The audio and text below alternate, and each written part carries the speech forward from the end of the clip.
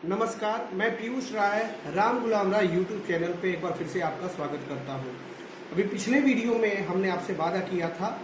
कि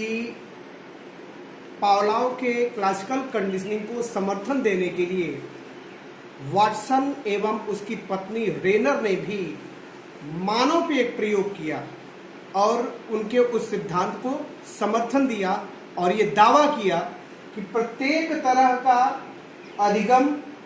अनुबंधन के द्वारा व्याख्यायित किया जा सकता है। पावलाव के सिद्धांत को समर्थन देने के लिए, चूंकि पावलाव ने पशुओं पर प्रयोग किया था, लेकिन उससे कहीं आगे बढ़कर वाटसन एवं उसकी पत्नी रेनर ने सन 1920 ईस्वी में अल्बर्ट नामक एक बालक पे प्रयोग किया। अपने प्रयोग में उन्होंने अल्बर्ट के सामने एक सफेद चूहा प्रस्तुत किया, जिस चूहे को लेके अल्बर्ट खूब खुश था, खेल रहा था। लेकिन प्रयोग के अगले चरण में उन्होंने अल्बर्ट के सामने वो चूहा तो प्रस्तुत किया, लेकिन उसके साथ ही साथ घंटी की तेज आवाज की या किसी भी तरह की एक तेज आवाज की, जिससे अल्बर्ट चौंक गया और कहीं न कहीं से भयाक्रांत हो गया। अगले स्टेप में उन्होंने देखा कि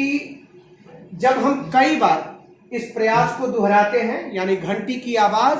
और उस चूहे को सामने लाना, घंटी की आवाज और चूहे को सामने लाना, इससे व्यवहार उसका प्रभावित हुआ है और वो भयाक्रांत होता है। अगले प्रयास में उन्होंने देखा कि अल्बर्ट के सामने यदि हम सिर्फ चूहे को प्रस्तुत करते हैं तो अल्बर्ट उस चूहे को देख के ही डरने लगता है, रोने लगता है। ध्यान रहे, इसी चूहे के साथ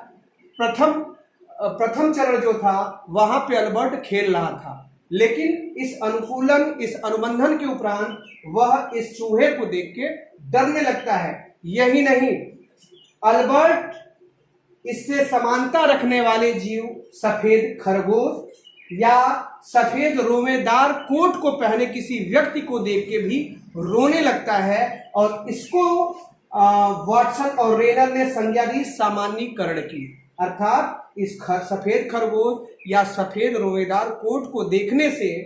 अल्बर्ट को सफेद चूहे की प्रतीति होती है, इस प्रकार भयवश वह रोने लगता है। तो ये था वाटसन और रेनर का सिद्धांत, जिसमें उन्होंने ये बताने की कोशिश की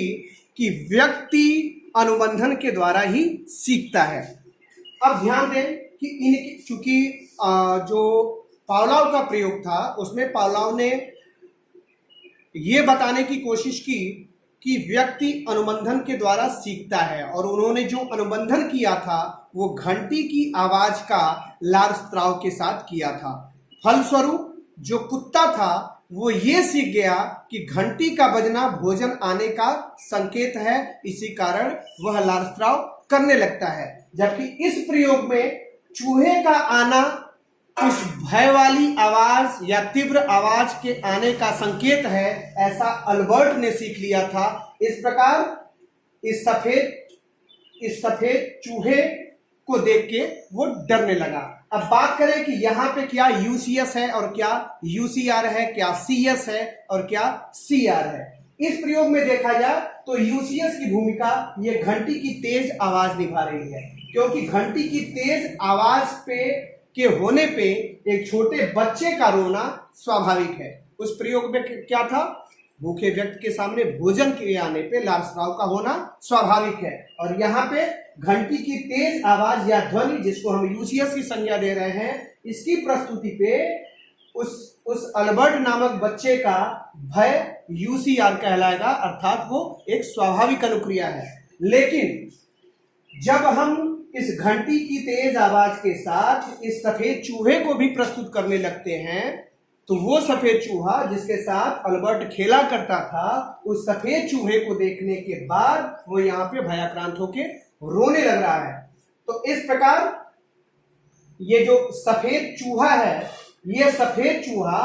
यहाँ पे सीएस की भूमिका निभा रहा है, अर्थात ये अस्वाभाविक उद्दीपक की भूमिका निभा रहा है। और भविष्य में हम देख रहे हैं कि सिर्फ अस्वाभाविक उद्दीपक अर्थात इस सफेद चूहे को प्रस्तुत करने पे ही जो अल्बर्ट है वो